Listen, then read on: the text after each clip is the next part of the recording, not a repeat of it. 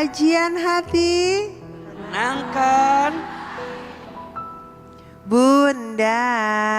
Iya teteh. Ada yang mau nanya lagi gak nih? Boleh ya? Iya boleh, silakan Bas. Assalamualaikum warahmatullahi wabarakatuh. Waalaikumsalam warahmatullahi wabarakatuh. Nama saya Loli, asal dari Makassar. Ustaz, di awal sebelum saya menikah, saya melakukan kesalahan dan itu terjadi di tahun 2021. Di awal itu mantan suami saya tidak ingin bertanggung jawab atas yang terjadi. Bahkan dari pihak kedua orang tua kami sudah ketemu dan tidak ada titik ketemu. Sampai saya melakukan saya memviralkan kejadian tersebut. Lalu kami bisa menikah.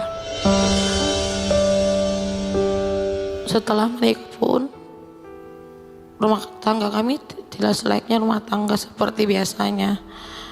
Kami berkontak walaupun dalam satu kamar, tapi kami tidak dalam satu kasur yang sama. Untuk berkomunikasi pun kami cuma melalui WhatsApp. Di suatu saat ternyata saya mendapat mantan suami saya itu melakukan pengkhianatan kepada saya. Di awal pernikahan sampai akhir pun itu saya tidak pernah merasakan nafkah untuk saya maupun anak saya.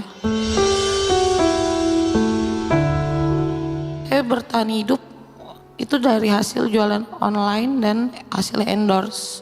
Tapi semua saya terima Ustaz. Sampai di mana kayak diri saya merasa capek. Kayak ya Allah, ini kalau harus bertahan terus, kalau cuman bertahan hanya karena anak yang siksa saya. Saya sembunyikan semua dari orang tua saya. Apapun yang kelihatan kayak seperti di badanku ada luka, saya tutupi. Saya bilang ini luka karena saya jatuh, ini luka karena saya kejedot. Tapi pas sampai saya capek sekali Ustaz, saya buka semua di sosmed. Kalau selama pernikahan itu tidak seindah yang seperti saya posting, seperti liburan, kehidupan yang orang-orang idamkan itu tidak seperti itu. Itu semua cuman rekayasa saya sendiri. Pernikahan saya cuman bertahan 1 tahun. Berujung di tahun 2023, saya tidak kuat lagi, akhirnya saya viralkan lagi.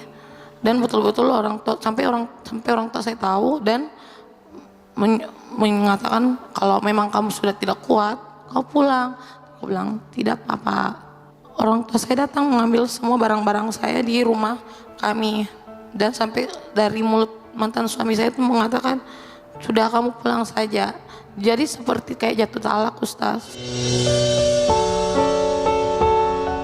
Di tahun 2024 kami sempat kembali rujuk, tapi itu sembunyi-sembunyi dari kedua orang tua kami karena dari orang tuanya dia sudah tidak setuju lagi, orang tua saya juga tidak setuju lagi. Di situ kayak tidak ada yang saya posting, kami sama-sama menjalani kehidupan tapi cuma 1 bulan. Akhirnya berakhir lagi karena saya harus menjalani masa hukuman saya karena ada satu masalah saya dengan seseorang. Sebelum saya masuk ke dalam penjara, saya menitipkan ATM kepada mantan suami saya. Setidaknya itu untuk kehidupan saya. Dia mengirimkan makanan atau untuk melihat anak saya. Tapi ternyata tidak. Dia menghabiskan isi ATM saya dan bahkan tidak pernah menjenguk anak saya selama saya di dalam. Selama ini kalau orang tanya kamu kuat, kenapa Allah kasih kamu ujian seperti karena kamu kuat? Tidak, saya tidak sekuat itu Ustaz. Selalu saya bilang di mana itu biar saya bisa mendapatkan ikhlas Ustaz. Karena ikhlas cuma ada di mulut saya tapi tidak untuk di hati saya Ustaz. Baik, Bunda, hati-hati dalam melangkah. Karena ketika kita salah dalam melangkah akan mengantarkan keburukan untuk kehidupan kita. Pernikahan itu jalan berkah. Kalau prosesnya, kalau caranya dilakukan dengan tidak mengindahkan jalan berkah, maka mohon maaf. Setelah itu bukan kebahagiaan yang kita dapatkan, tapi malah keburukan. Maka siapapun berhati-hatilah dengan dosa. Berhati-hatilah dengan maksiat. Karena setiap dosa dan maksiat yang kita lakukan pasti ada balasannya. Kalau tidak di dunia, pasti di akhirat. Maka perhatikan, kenapa waktu akad nikah salah satu kalimat yang dibaca, satu syahadat, yang kedua istighfar. Laki-laki ketika mau menikah, asyhadu alla ilaha illallah wa asyhadu anna Muhammadar Rasulullah, astagfirullah, astagfirullah, astagfirullah. Baru kemudian aku terima nikah dan kawinnya. Itu menunjukkan dua hal. Satu, saat kita mau menikah, maka kita akan bertanggung jawab terhadap istriku yang aku nikahi ini. Karena tanggung jawabnya bukan hanya kepada orang tuanya, bukan hanya kepada orang yang hadir, tapi lebih dari itu bertanggung jawab kepada siapa? Allah.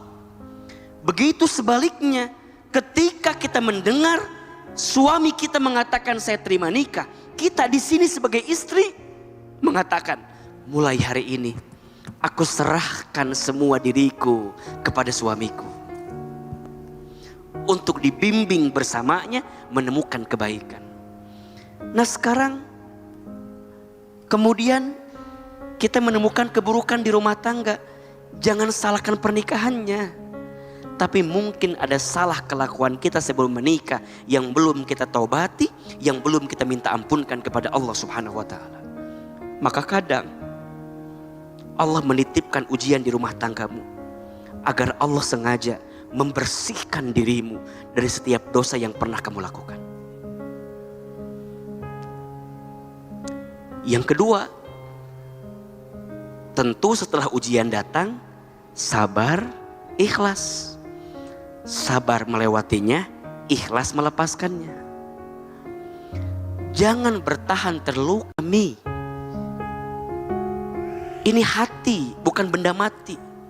Kadang hati butuh melangkah untuk bisa menemukan kebaikan setelah dilukai berkali-kali. Mohon maaf, suami tidak bertanggung jawab. Mohon maaf, suami sering mengkhianati. Mohon maaf, suami tidak menghargai. Mohon maaf, suami sering mengambil uang kita. Mohon maaf, suami tidak bertanggung jawab. Apa yang dipertahankan? Makanya tadi Ahilman tanya, mau sakit hati yang seperti apa lagi yang kamu dapatkan? Maka cinta itu jangan buta. Cinta itu bisa bedakan mana yang warna merah, mana yang warna biru. Betul tidak? Dan ingat, jika hatimu masih diisi terus sama orang yang menyakitimu, maka ruang di hatimu tidak akan pernah diisi sama orang baik yang Allah siapkan untuk dirimu. Lepaskan semua yang menyakiti, biar Allah nanti mengisi dengan orang yang baik yang Allah simpan selama ini. Ingat, selama hatimu baik dan selama hatimu mau berusaha menghilangkan yang tidak baik, maka Allah akan hadirkan yang baik itu. Kita bisa menemukan apa makna di balik semua kejadian, dan hikmah itu hanya Allah titipkan kepada orang yang mendekat kepada Allah setelah ujian datang berkali-kali. Jangan sibuk dengan manusia setelah kita disakiti oleh manusia, tapi sibuklah dengan Allah setelah kita disakiti oleh manusia. Jangan mencari manusia lagi setelah kita diuji oleh manusia, tapi sudah saatnya kembali sama Allah. Kalau tinggalkan yang tidak baik, terus juga tinggalkan lingkungan yang tidak baik, Kalau mau blok kontaknya, blok semua urusan yang menyakitimu, dan melangkahlah ke depan untuk kebaikan. Satu doa yang harus dibaca agar kita mendapatkan pengganti yang lebih baik. Angkat kedua telapak tangan, baca doa ini, semoga Allah berikan pengganti yang lebih baik untuk semua yang pernah merasakan kehilangan. Bismillahirrahmanirrahim. Allahumma ajirni fi musibati wakhlufli khairan minha. Ya Allah, berikanlah pahala kepadaku dari musibah yang menimpaku, dan gantikanlah semua yang hilang dengan pengganti yang lebih baik. Amin. Mudah-mudahan Allah lapangkan hatimu Kaloli. Salam buat anak, salam buat keluarga besar. Insya Allah ada hikmahnya. Amin ya Rabbal Alamin.